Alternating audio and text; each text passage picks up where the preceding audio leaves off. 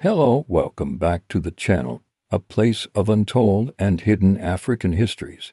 Okay, so you know how your mom throws out moldy bread because it's dangerous.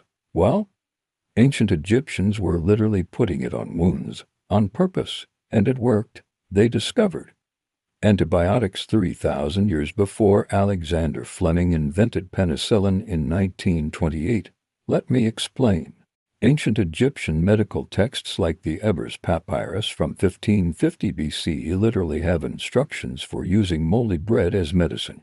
They would take bread that had gone bad, place it directly on infected wounds, and somehow the infections would clear up for thousands of years. This was just considered ancient wisdom, or maybe even superstition. But here's the thing, they were doing real chemistry. They just didn't know why it worked, that moldy bread. It was growing Penicillium, the same fungus Alexander Fleming would discover in 1928 and win a Nobel Prize for. Here's the science in 10 seconds. Certain molds produce chemicals that kill bacteria.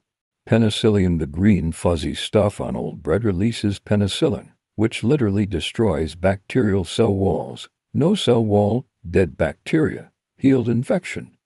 Ancient Egyptians figured this out through trial and error, someone somewhere, probably thousands of years ago, noticed that wounds treated with moldy bread heal better than wounds that weren't, so they wrote it down and passed it on.